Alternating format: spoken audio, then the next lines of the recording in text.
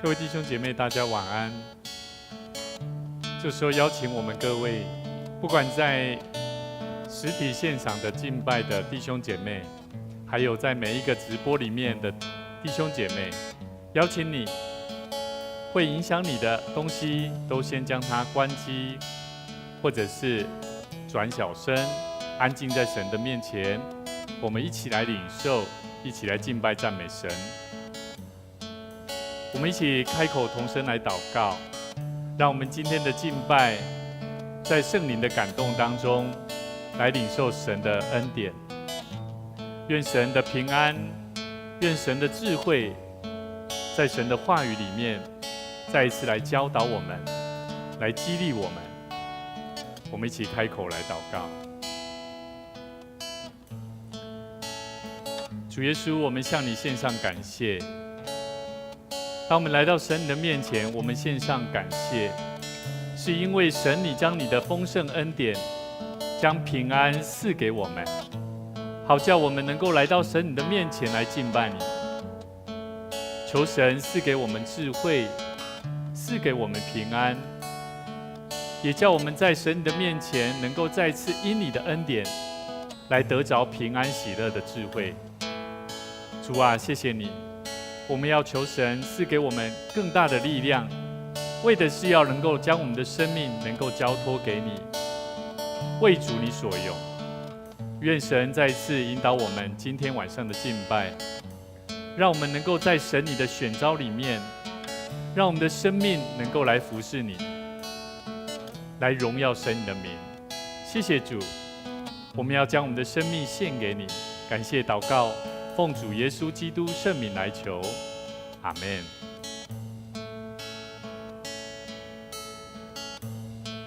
我们一起来唱。我献上生命给最爱的耶稣，完全顺服，完全降服，因你恩典使我得以侍奉你，你的宣召没怀疑。献上生命，我们再一次来唱。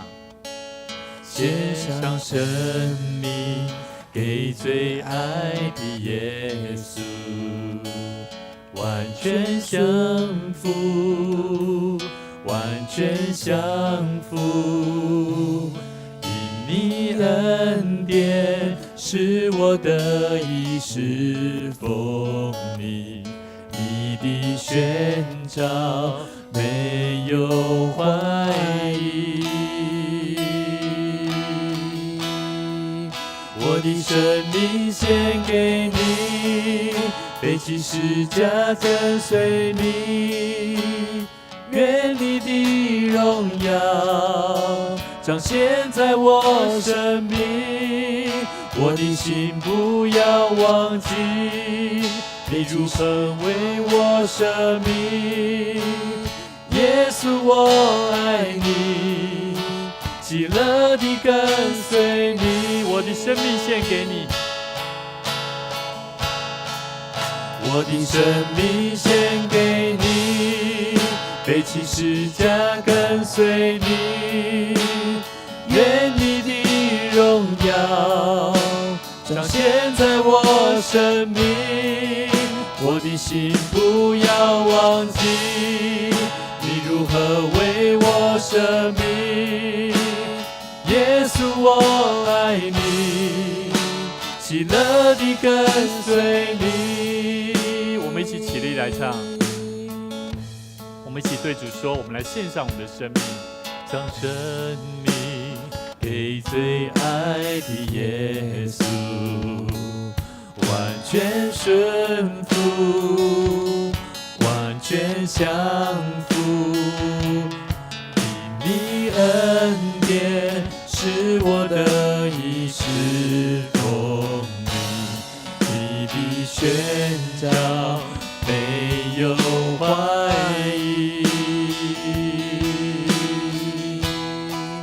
我的生命献给你，背起十架跟随你，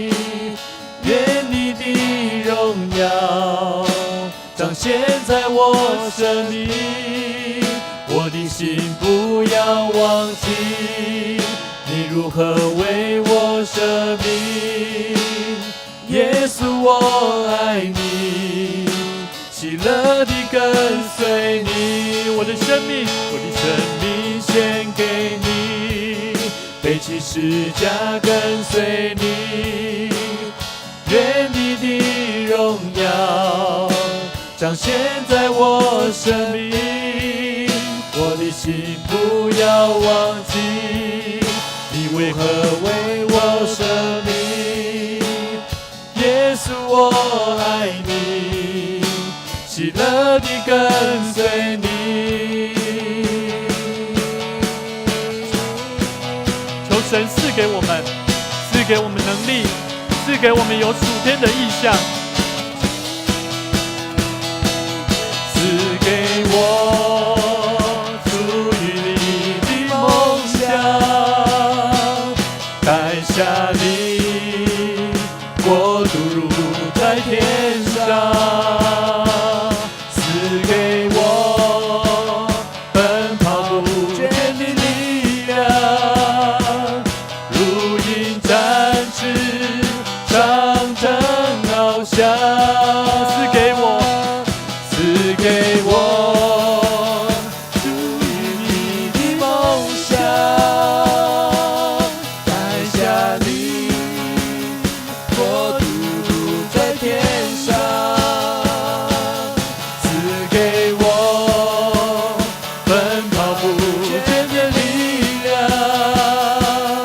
如鹰展翅上腾翱翔。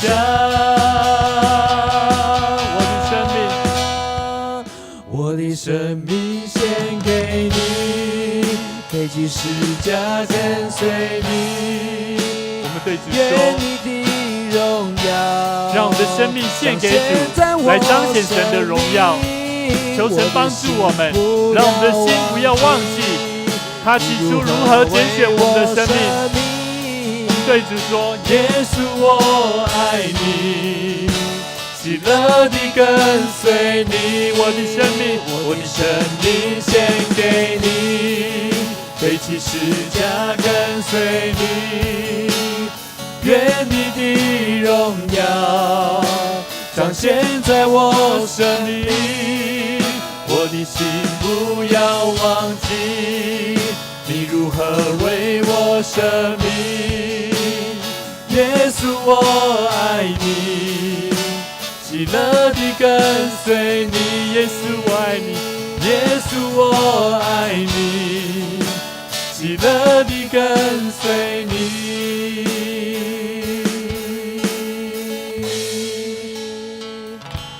献上生命给最爱的耶稣，对主说，我爱你，我爱你。主啊，我们向你献上感谢。主啊，因为你爱我们。主啊，你要我们学习用完全顺服的生命来到你的面前。主啊，恳求你怜悯我们。有些时候，我们只是想到自己；有些时候，我们只想到我们是何能可以来奉献我们的生命给主用。主啊，求主你帮助我们，让我们有力量，让我们有智慧，让我们学习交托仰望神。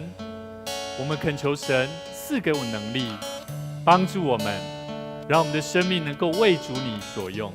感谢赞美主，祷告奉主耶稣基督圣名来求，阿们。请坐。这时候邀请我们一起来了解认识一下我们的教会的大小事情。牧师在这边要来报告，在我们的教会的周报有一些事情邀请大家一起来认识了解。在下个礼拜我们要举行今年度的第5次的圣礼典，那也期待如果你有想要转会籍或者是有想要受洗的弟兄姐妹，也邀请你能够预备你的心。在你的生命当中，我相信每一个人都是需要在神的面前能够好好的提醒自己、省察自己的生命，做觉知，我觉得那是一份很重要的工作。但是更重要的是，你的生命有没有因为认识这位主耶稣，来得着那个蒙恩的祝福？生命的转变是需要很大的决心，所以每一位基督徒当他愿意来受洗的时候，我相信在他生命当中，神已经有命定的计划。特别在你的生命当中，你会遇到许多可能令你无法理解，甚至会让你觉得，为什么我会遇到这样的事情？但是神爱你，跟你旁边的弟兄姐妹说，神爱你，他要拣选你。神爱你，他要拣选你。我们在下个礼拜我们要颁发奖学金也请各位弟兄姐妹，还有在名单上面的这些朋友同学们记得我们要时常为我们的教会这些学子每这位学生恳求上帝给他们一颗安静专注的灵也能够有一颗愿意学习的态度，把事业摆放在最重要的事情上面，特别是在他们学习过程当中需要专注。那我相信，当他们的知识得着提升，他们所认识的一些做人处事的道理也会跟着提升所以我觉得学生很多时候做人处事学不好，读书读不好没关系，但是做人处事一定要做得好。我想这个也是很重要的。但是有可能你会说我做人处事做得好，那我书不一定要念。其实我觉得尽本分就是一个很重要的态度，所以也期待我们的同学们还有在我们教会里面能够提倡培养一个好的文化。那在这边邀请各位，我们一起同心来做奉献。基督徒，我们一起用奉献，为的是要将我们的生命摆放在神的面前，用生命来回应神。神拣选我们，也救我们，拯救我们，祝福我们的生命。我们也应当用我们的行动来回应神的祝福。那基督徒就是透过奉献不管是金钱、时间，还有祷告，我相信神都喜悦。但更重要的是，当你用行动、用金钱的奉献，也是将神所要我们去管理的金钱，能够做最好的运用，来祝福更多的人。所以这时候，我们一起起立，我们一起来唱这首奉献的诗歌，奉献所有。神喜悦我们在他面前，当奉献给神的，我们就奉献所有给神。我将所有献于耶稣，甘心乐意全奉献。我要时常爱主靠主，天天活在主面前，全所有奉献。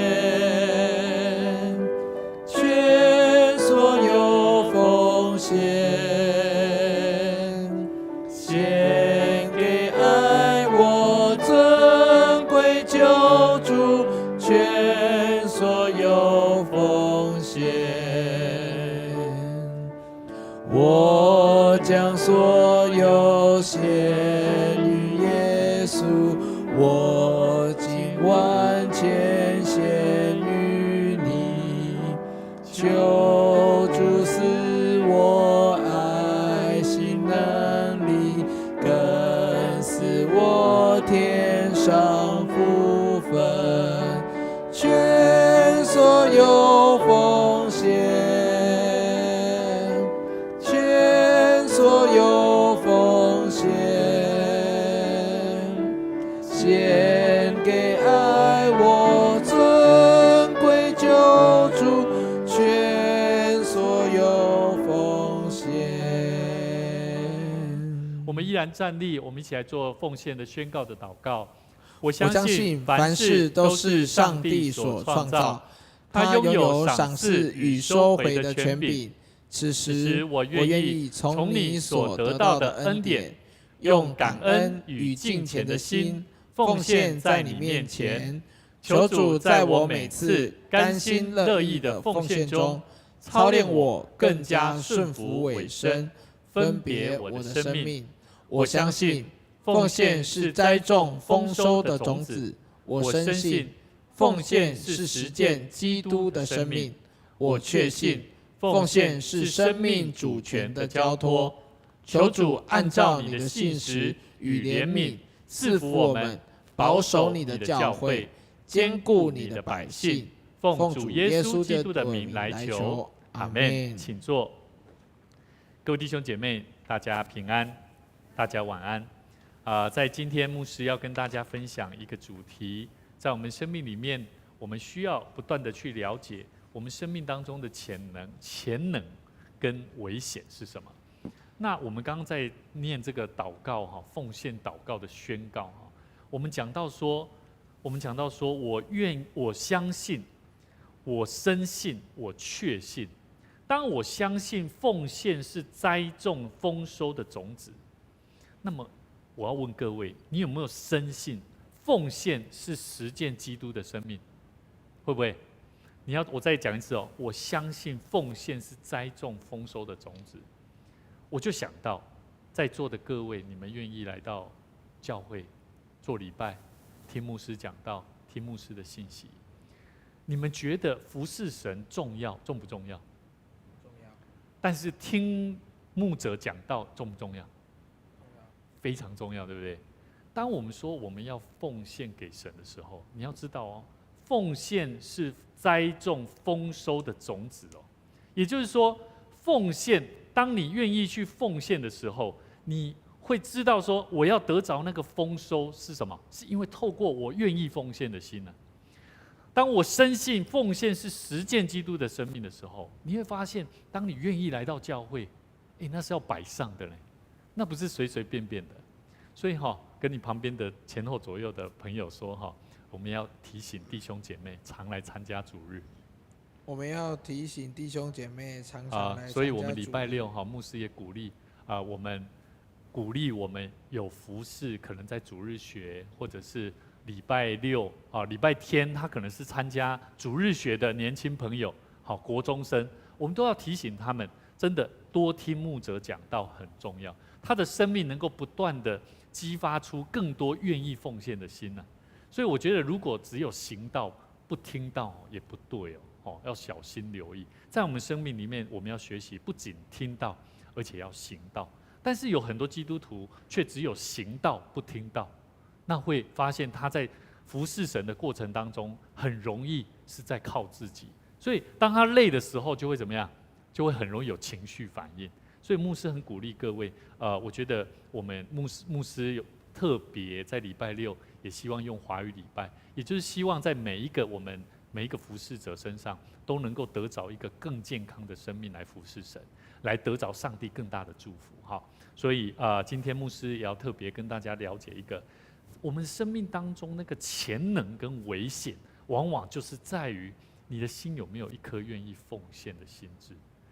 这边做开始了所以呢我们要了解有没有常常听过一句话说我想做自己？有没有？这个人他怎么做都好，他可能很难过，我们就会跟他讲一句话你就做自己就好了，跟着你的感觉走，这句话。但是你觉得这句话可以吗？在我们基督徒跟信主的人身上，可以这样说吗？我觉得这是值得我们今天一起来了解的议题可是我觉得在很多諮商里面，没有信仰的人当中，很容易我们会用这样的话来直接跟他做勉励。那我觉得单纯做自己，跟着感觉走，可以为你带来平安喜乐生命的盼望吗？今天我来找一个諮商师，我来找牧师请他为我祷告。当我一个辅导员告诉他，你跟着你的感觉走，他现在就是感觉不好了。他现在就是有问题才会来找你嘛，对不对？你说跟着你的感觉走，做你自己就好。我自己就很糟糕我自己就很难所以我们应该要回到一个问题：你可以为你自己生命带来平安喜乐生命吗？这是值得我们去思考的问题。所以我们要了解，实际上我们是很难完全做到的。但是呢，我们要去了解，这个就是真理如果你发现，这个听起来就是对，好像蛮有道理的。我今天来，很多人我就来找他，希望请教他，可是他却告诉我，你就做你自己吧。我怎么做我自己？我就是有难处我才来找你嘛。我要告诉各位，其实当别人回答我做你自己，鼓励你好好做你自己，其实我觉得这不是真理。神教导我们的什么是真理？因为我们要知道，如果不是出于真理的，你要知道哦，我们的生命是怎么样？是不会让我们感到自由的。所以各位弟兄姐妹，我们要了解，我们首先要去想一个问题：自我实现的想法是否符合圣经的教导了？对吗？好，做你自己呀，对不对？我们时常鼓励人家，我好几个礼拜没去教会了呢，因为我家里好多事情，好忙哦，忙到我真的很难再去教会，怎么办？没关系，做你自己就好。我们基督徒不是常这样吗？我觉得这不太对，我觉得我们应该要鼓励他来到上帝面前，对吗？好好的亲近神，神要给你力量。所以各位弟兄姐妹，一个人他的生命不是一直在处在自己的理想里面，我想要做自己，自我的实现，发挥自我的潜力。我们不是要谈这个。我觉得我们的生命一定要学习，到底我们要怎么样去活出一个像心理学家他曾经说过一句话，他说什么？他说过一句话，他说自我实现是与需求层次连接在一起的。也就是说，如果你是一个追求自我实现的人，你会很容易是在自己的需求层次上面在实现它了。好，在呈现你自我实现的理想跟梦想。那我就要问各位了，这样会是属于神所喜悦的吗？往往好像有一点不太一样了，对不对？所以每次当我们看到圣经节的时候，看到耶稣所做的一些神迹奇事，甚至上帝的心意的时候，你一定会有一种感觉：我有做到吗？好像没有呢。主啊，怜悯我！我就现在我都在实现我自己的理想梦想，可是我却好像都没有成就你的心意。所以最后基督徒就会回到神的面前：主啊，怜悯我，赦免我。然后下一次回到他的生活岗位上，又开始自我实现的理想的生活在进行的。所以我觉得很有意思，有一位专栏的基督徒的专栏作家希瑟他说过：我们期望变得更好，事实上可能是出于某一种渴望，或对某种成就的崇拜。好，譬如说看到我从以前国中国小一开始看到这个乐器，我觉得哇好喜欢，好棒，好帅。他站在台上我也希望像他一样。可是当我开始在敬拜当中，在台上的时候，传道人就告诉我：委员，你要注意你的服事。若你的心没有回到神的面前，你没有灵修，你没有祷告，你所做的都只是一种个人的崇拜。你崇拜那个鼓手，你崇拜那个样式。我开始去反省，原来那就是我的渴望，那不是真正的敬拜。所以为什么圣经里面圣经神的话说什么？敬拜神要用什么？心灵跟诚实啊！你的心诚不诚实啊？你有心灵，那是一种完全生命的交托。所以他说，而想变得心中想要的样式，这种感觉常常是由于对自身的不安全感、软弱跟恐惧。的确，钟然，功课不好没关系，反正我在这个乐器很厉害，这样可不可以？懂牧师的意思吗？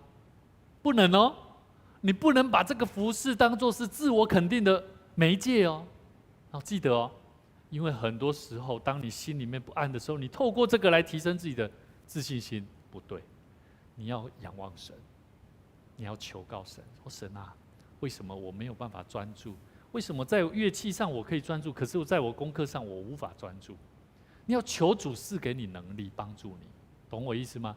好，所以这个是基督徒在面对很多时候我们内心感受，我们期待透过很多的方式来成就自己的时候，所以你会发现有很多基督徒他在某些服事上，为什么到最后他就会开始说：这我较专啦。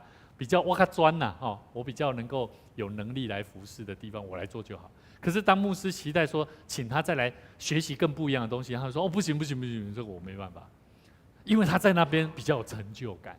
可是我要告诉各位，我们服侍神，只要有需要你的地方，跟你旁边的人说，需要你的地方，你都要去。需要你的地方，你都要去。所以各位弟兄姐妹，我们要记得，这个作家他说，想成为更好的人，并非坏事啊，但一切取决于想法的根基啊。好，我刚刚在提的就是这个问题。当你要所以每次我看到中选，我都会检视他。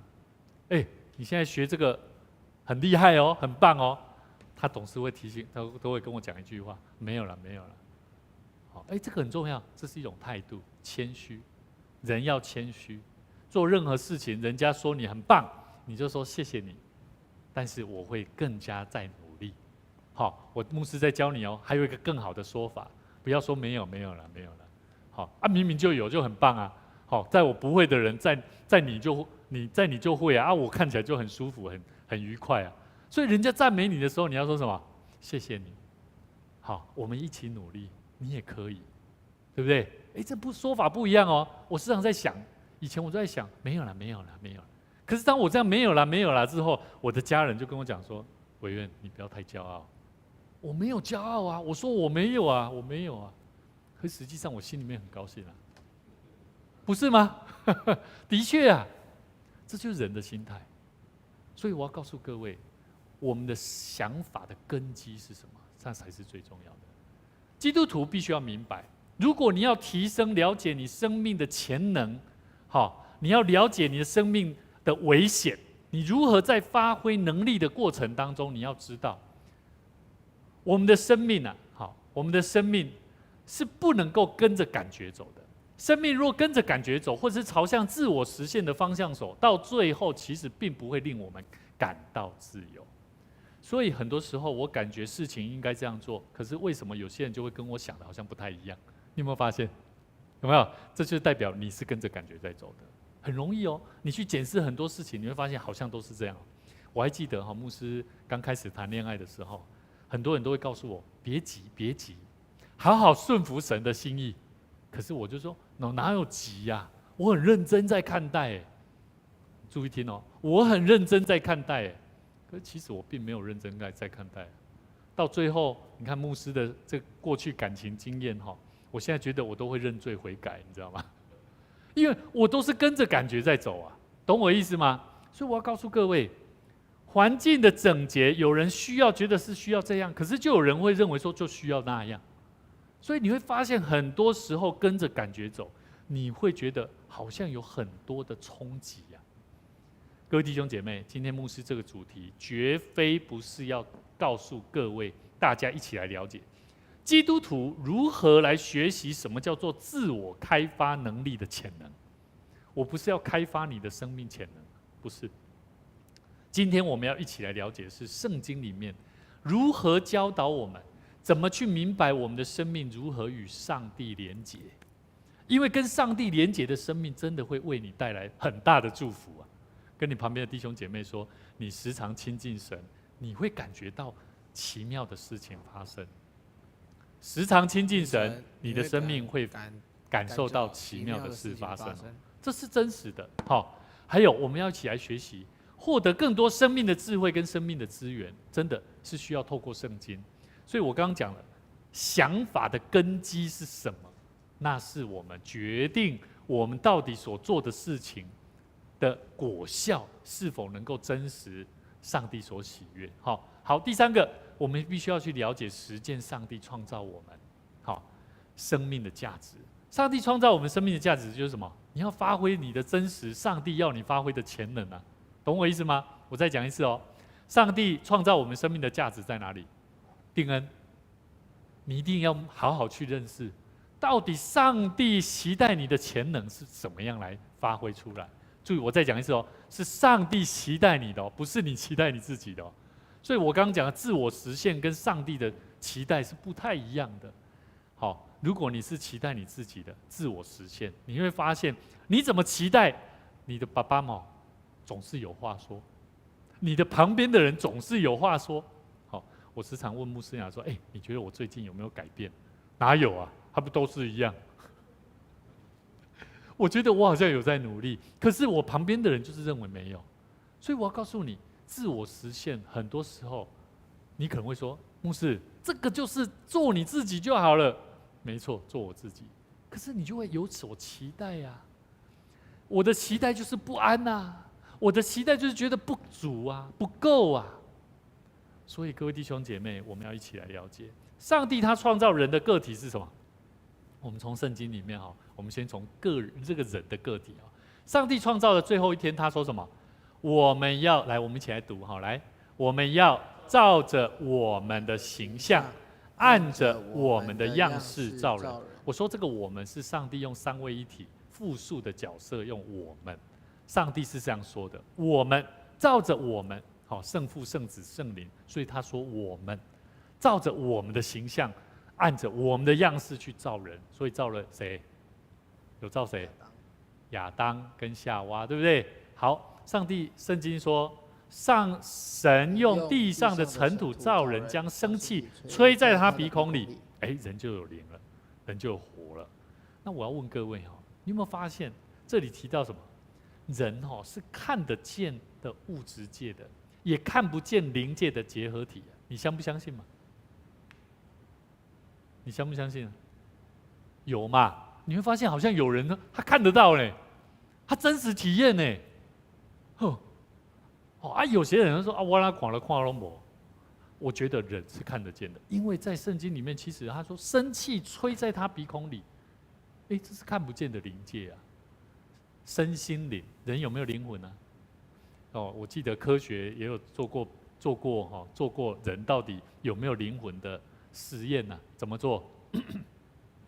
人生前的重量，然后过了一段时间，灵魂走了以后，它的重量，其实会减轻的。这是科学的实验，但是我不能说到底是对还是错。但是我可以相信，人是有灵的活人啊，对吗？上帝吹了一口气的时候，这个人就活了。所以圣经是这样教导的，所以我觉得人是看得见的物质界，还有看不见的灵界里面的结合体。那我要问了，既然我们拥有这样子的形象跟样式，那我要问各位，那亚当为何他一开始他却没有办法一直在伊甸园？为什么？因为他怎么样？他吃了什么？分别善恶的果实嘛，对不对？那我就在想说这个亚当他受造的时候是健康的、完美的，不会死的啦。可是因为犯罪了，他就怎么样？他是必须要面对的是人的死亡。所以我觉得人很有意思如果你靠你自己你会发现，如果你不认识神，你也无神论者你会发现有很多生命的真理，你都完全好像你没有办法完全去了解。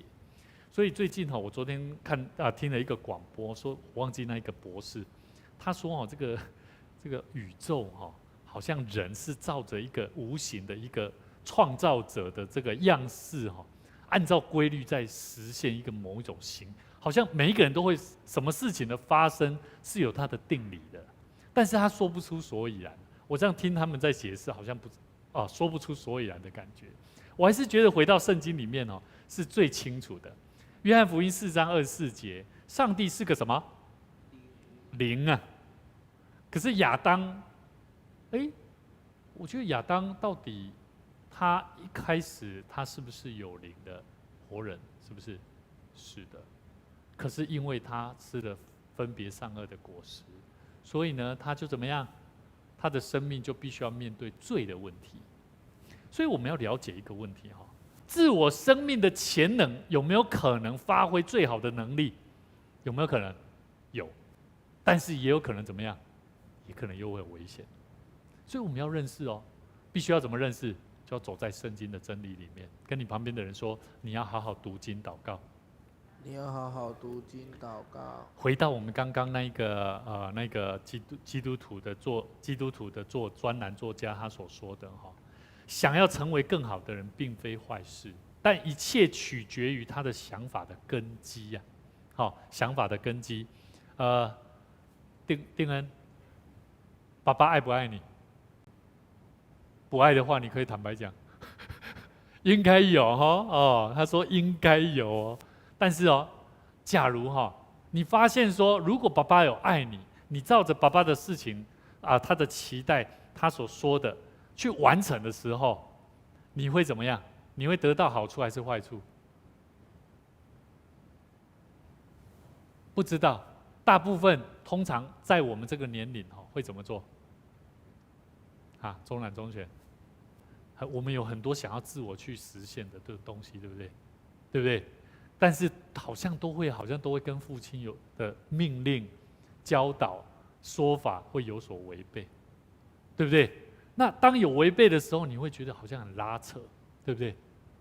好，我觉得很奇妙。当我在面对我的孩子的时候，我的孩子总是要跟我说不要不要不要，然后我就很凶的说你这样不可以，因为这样很危险。然后最后我就打他、揍他，念他、罚站、惩罚。任何的惩罚，我觉得就好像我们跟神的关系也是如此。我们的生命当中，我们有很多自我期待，我们期待能够怎么做，自我期许去完成。可是如果没有回到上帝的心意的时候，就好像父母亲期待我们去照着他的方式来完成我们做学生的本分的时候，如果我们没有去做好，我们会怎样？会怎么样？父亲会不会失落？父亲会不会失望？会不会？然后当你回到家的时候，看到父亲，一定会想一个问题：没民主，拍谁？我没有做好我做孩子的本分，会不会？会，多多少少会吧。会不会？还是你们都不会？我会呢，我会呢。我从以前，我在我的哥哥，我哥哥他非常强壮，身体非常强壮。我妹妹她是读书很厉害，所以她考上省男女，甚至考上都是最高的学府。可是我成绩很差，可是我唯一就是小聪明很多。我很喜欢自我去实现我的哥哥跟妹妹没有办法去做的事情。我很喜欢做，可是我遇到的挑战却是最多的，我被打的机会次数也是最多的。所以我要跟各位我这样子评估下来真的很有意思。人只要活在自我实现的理想里面，你会发现你的碰壁的几率会非常的大。虽然你得到的经验是非常的多，可是危险也是非常的多。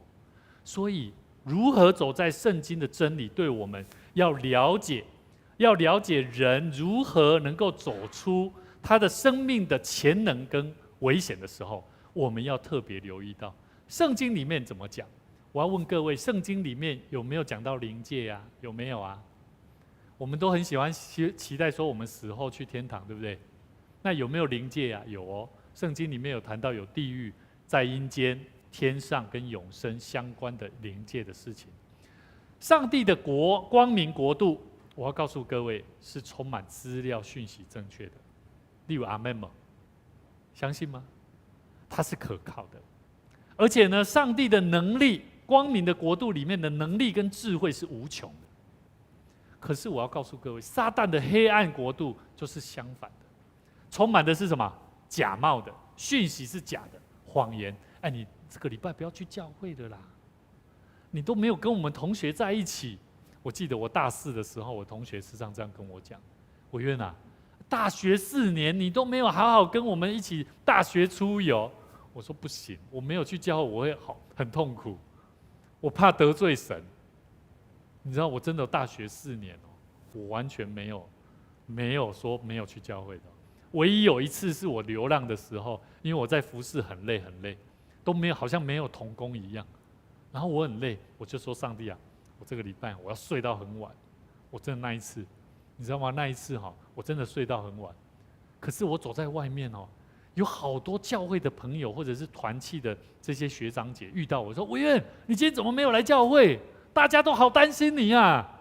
我的心里面好温暖我感受到是说，主啊，怜悯我，你依然爱我，你并没有撇弃我。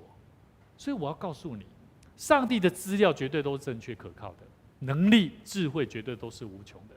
可是人绝对不要去相信那一些好像模棱两可、欺骗的、假冒为善的一些真理，这是很重要的。约翰福音第12章35到36节，我们一起来念来。耶稣对他们说：光在你们中间还有不多的时候，应当趁着有光行走，免得黑暗临到你们。那在黑暗里走行走的，不知道往何处走。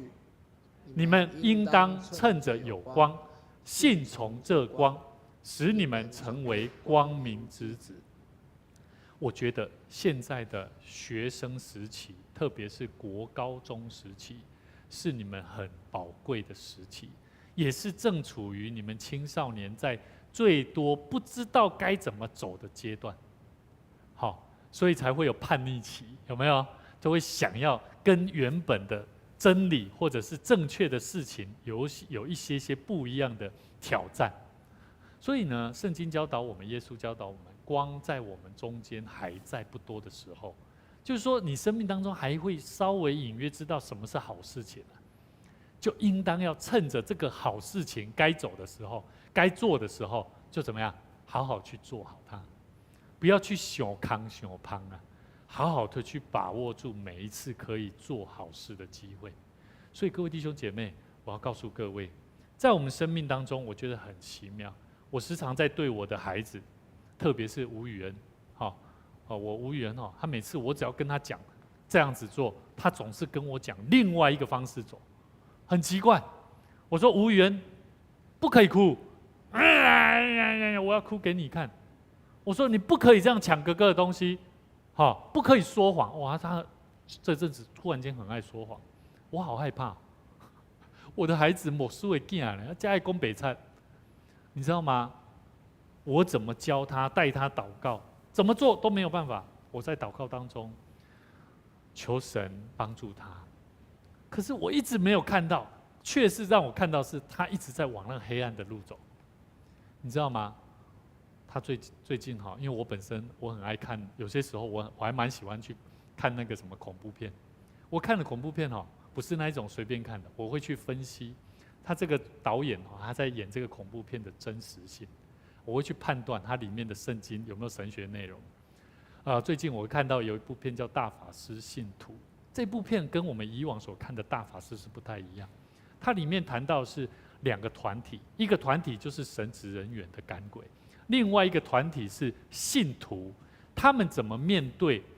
双方有两种，一个是没有信的弟兄，他的孩子被鬼附了，另外一个是基督徒的孩子被鬼附了。两个他们同样都被鬼附，可是两个的父母亲却是用不同的心态在面对自己的孩子如何做驱赶鬼这个魔鬼撒旦的事情，很有趣。这其中呢，我看到当我在看的时候，我没有要讲这部影片的内容，我要讲的是当我在看的时候，我的孩子吴宇恩他就跑过来，爸爸不要看那个啦，不要看那个。怎么了吗？靠神你怕什么？你怕什么？神在你心中你怕什么？你知道吗？不要看呐，然后就不要看呐，不要看呐，一直看。我告诉你很奇妙的事发生。你有没有看到刚刚那个魔鬼附身的时候，那人的脸都变，有没有？然后开始发出不一样的声音，然后他就然后吴宇恩，你看，那个就是魔鬼。你看你的脸，生气的时候有没有像那样？然后他就这样，他就看着我。我要多有趣现在很奇妙他最近当他跟我们有这样的对话之后，他不再这样做了。越来越少了。我时常在想好奇妙魔鬼是人的，他会把人的本相面貌恐惧彰显在人的外在的形象里面可是上帝却是要给人是信心、盼望、喜乐、笑容的，不是吗？所以很多时候我们在生活当中，其实我们要发挥人的潜能，不是能力是要让他的生命去认识到他的生命有没有上帝的样式所以各位弟兄姐妹，今天牧师要跟大家分享一个基督徒行为原则的经节，在加拉太书6章3到10节。他说：“人若无有，自己还以为有，就是自欺有没有？基督徒有没有常常这样？明明都没嘞，你有听主不？没都没有听主有爱主，不会奉献吗？明明就没有在奉献呢，他还会说他爱主呢。这个很多哦。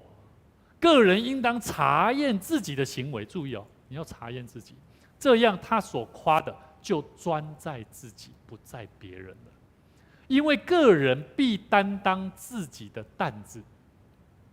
好，这里讲到几个重点了哈，牧师要跟大家分享，人生命的潜能跟危险当中要留意2个重点。第一个，基本态度，你要承认自己的缺乏没有的事实啊，没有就没有啦，不要说有啦，哦，有没有？钟乃，之前牧师有没有常常跟你讲？你有没有读书啊？有啊，真的有吗？懂我意思吗？真的有是从哪里？从成绩会看得出来哦。有没有读？没有就没有，没什么大不了，再努力读就好了。但是不能说谎哦。他在讲的就是承认，承认自己这个态度很重要，不要让自己的能力是在欺骗当中，是在谎话里面，神是不会祝福的。第二个，你要查验自己的行为啊。好，很多时候啊，基督徒在如果你的行为上你没有办法查验到底怎么样有信心的去做事情呢，你很多时候你所做的都是不 OK 的。所以我记得那个之前中南现在打扫算干净了。之前我说你有没有打扫好啊？有，牧师有，我就来跟着我来摸。哎呦，你看有没有？他就开始检视，对呢。这个也要哦，当然要啊，打扫怎么可以不要嘞？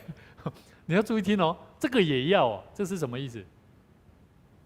其实人很容易会在该做的事情上，你却把它当作这是没有必要做的。也就是说，在懒惰里面，在惰性里面，在帮自己找台阶下。所以我觉得你如何查验自己的行为很重要。所以很多时候牧师时常会鼓励同工。我说你要服侍神，他说他不要服侍神了。我说你不要服侍神，那是你跟自己上帝的关系，跟我无关啊。可是当你服侍神的时候，你就要把你的心敞开啊，该举手就要举手啊，该开口就要开口啊，怎么可以说不要就不要嘞？好，我现在身体不好，那也要查验你自己啊。你怎么会把这个理由告诉我呢？好，把这个借口告诉我呢？难道我要怜悯你吗？难道我要怎么样赦免你吗？我没办法做这些事的，唯有你自己跟神的关系，你要查验。第三个，你要了解自己的担子是什么。所以各位弟兄姐妹，我们要了解在我们生命里面我们的担子，查验自己的行为的时候，你要看自己是否有尽责啦。好，什么是了解自己的担子？查验自己不是查验自己做了哪些事情，而是要知道你有没有尽责。查验完之后，你就要了解到底你自己有没有应该要做的。像刚刚中南有没有？还好，刚刚我们要敬拜以前打扫完了，你突然间在那边摸一下，可能打一下手机，对不对？突然想到说，对，我应该要上来练一下鼓。刚刚牧师一把吉他，这个爵士鼓配的，我就觉得还可以，还不错。所以你要去查验完之后，你要去了解是否自己能够尽责，而不是怪别人哦。好，所以牧师时常在提醒教导我们的同工，如果你有一些行为你做得不好，我提醒你，但是你却又把你的问题怪你怎么样，而不是针对那个问题上来回答我。牧师是会跟你讲，那是你跟上帝的关系，你跟我讲这个干嘛？你怎么会讲这个呢？你不负责呢，这是不对的。好，所以各位弟兄姐妹，我们要了解第二个重点，一个人生命的潜能跟危险当中，要留意第二个重点，叫做潜能的目标。圣经里面他教导我们我圣经里面圣经节是不是没有第6节跟第10节我来念好了第6节他讲到，在道理上受教的，当把一切当用的供给施教的人。好，意思就是说在道理上，就是说像我们都是信徒啦。好我像牧师就是什么施教的人。他说，在道理受教的，当把一切需用的供给施教的人。意思就是说，牧师有什么需要，你们要供给牧师啊，这样懂吗？这个要供给什么？牧师会要我们供给什么东西？教会的建造是牧师一个人吗？不是吧？当牧师说：“我们需要一起来完成什么事情？”所以牧师很感谢我们大桥教会。我们大桥教会提供了给牧师很好的学习跟一起同工的机会。其实牧师也有我自己的软弱，但是我是一个传递神话语的人，神却透过我们一起来帮助牧者，真的有达到在道理上受教的，当把一切虚用的供给施教的人。所以牧师不缺乏，我缺乏的是要更多的同工，大家要一起来做工。所以跟你旁边的人说，我们要好好的听顺服牧者。我们要好好的顺服牧者。第二个，我们一起来做工。我们一起来做工。好，为主做工了哈。第7节说，不要自欺，上帝是轻慢不得的。人种的是什么，收的也是什么。第8节，顺着情欲撒种的，必从情欲收败坏；顺着圣灵撒种的，必从圣灵收永生。如果你们没有圣经，可以拿起你们手机，打开那个电子圣经版哈，在加拉太书第6章第6节到第10节。第9节说，我们行善不可丧志，若不灰心，到了时候就要收成。所以有了机会，就当向众人行善，向信徒一家的人更当这样。好，这里讲到很重要的就是行善的能力。所以呢，基督徒最近牧师也有听到了就是说，教会我们在做这些帮助这些有需要的社区里面，有必要吗？会不会让他们只是认为说教会只是一个好像就是可以施舍的地方？跟你旁边的弟兄姐妹说有需要的人有需要，我们就要做；有需要的人有需要，我们就需要做。好，我觉得行善我觉得做好事是不分彼此我们不要因为说我们资源不够，牧师有常常讲过嘛。过去我都在想我们要帮助人，就是第一个钱嘛，第二个资源嘛。所以我就想，我们教会也没有很有钱，我们也不是很富有，但是神就一直供应我们，不管是人力，不管是资源，我觉得上帝都在赏识。所以我们不要做吗？还是应该做？是更应该做吧。好，所以我觉得这样子才会符合神的心意，来建造神的教会。所以你会说牧师，按照你刚刚讲的那第6节在道理上受教的当把一切虚用的供给施教的，那我也要来做教会工作。跟你旁边的人说做教会工作要预备心。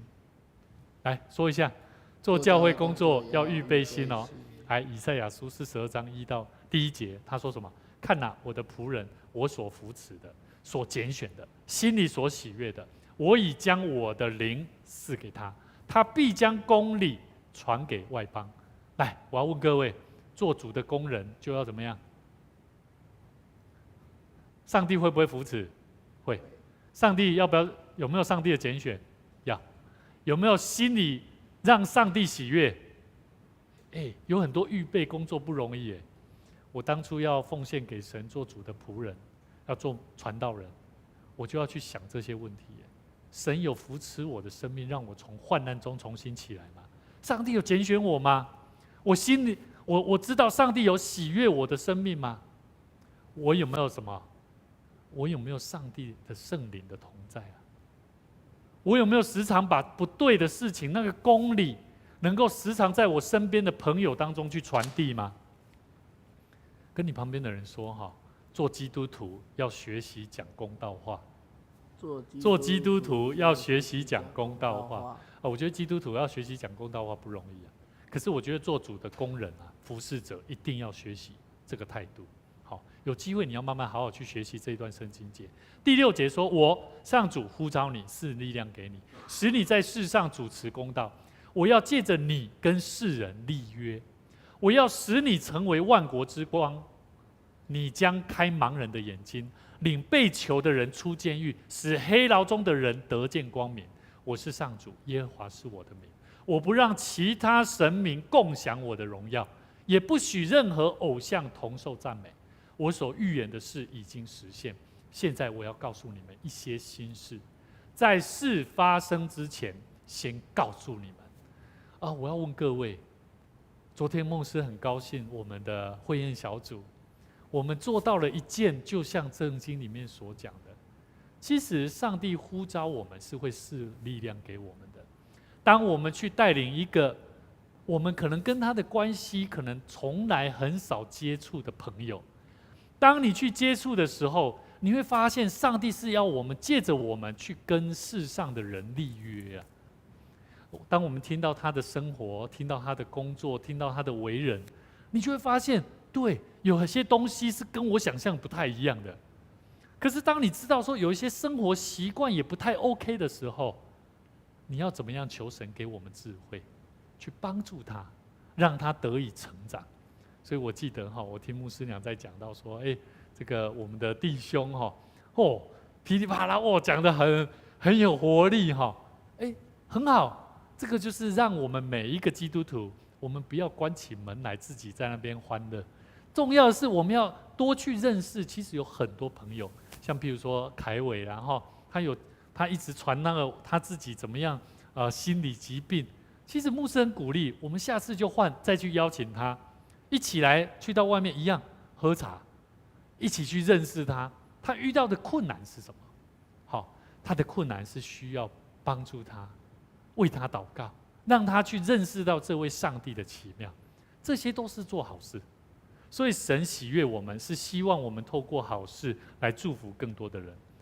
所以感谢主我们在这个礼拜，我们也去参加这个携手爱无限的工作他在里面也谈到这个望来就得福，福来就会旺这个是1919他们在做望得福的很有趣的标题。我们要做也是这样做，望来就得福，福来就会旺。我看到那些里民的那些老人家，他们真的去到教会，然后很喜欢很简单的做游戏互动，就是跟弟兄姐妹开始建立关系。所以求主帮助我们，让我们一起学习怎么把我们的上帝给我们生命的潜能把它发挥出来，来祝福更多的人，让我们的生命能够得着更大的祝福。这些都是教会弟兄姐妹，大同村教会他们在去年做过第1期，这是第2季。有一个同工刚刚有一位同工，这个同工我可能没有放到。有一个同工他分享，当他那一天我在观摩的时候，他带完，他流着眼泪，自己在擦眼泪，因为他不知道自己可以做的把它完整把它做完。所以我觉得我相信我们教会可能未来我们要做这个，也有很多需要突破的地方，但是我们要试着去想，有机会让更多的人认识主的福音，也是神期待我们的生命能够不断的发挥应当有上帝的心意的潜能，来祝福更多的人。好，我们一起同心来祷告。天父上帝，我们谢谢你，感谢你让我们一起在领受神你福音的大能上，我们了解我们的生命需要更多的祝福，是我们不以福音为耻，而是要在我们应当做的事情上面，能够看见福音本是上帝的大能，为要叫一切相信的救一切相信的人。恳求你帮助我们，让我们时时刻刻抓住这个福音的应许，乃是让我们的生命能够去祝福影响更多的人，让更多的人因为我们而认识了主耶稣基督。谢谢主，我们再次将我们前面的道路交托仰望，也赐福在我们每一位弟兄姐妹，每一位大桥教会的弟兄姐妹身上，让我们的生命能够不断的为主你而活，为主你做美好的征战。主啊，恳求你帮助我们，也让我们的生命能够在主耶稣再来的时候，看见我们是透过时常在祷告，在传福音里面称呼我们好又尽忠的仆人。谢谢主，我们将今天晚上的聚会向你献上感谢，愿一切的荣耀归给神。感谢祷告，奉主耶稣基督圣名来求，阿们。每周六同一时间晚上6点半，我们一起来领受神的祝福。愿神赐福你平安。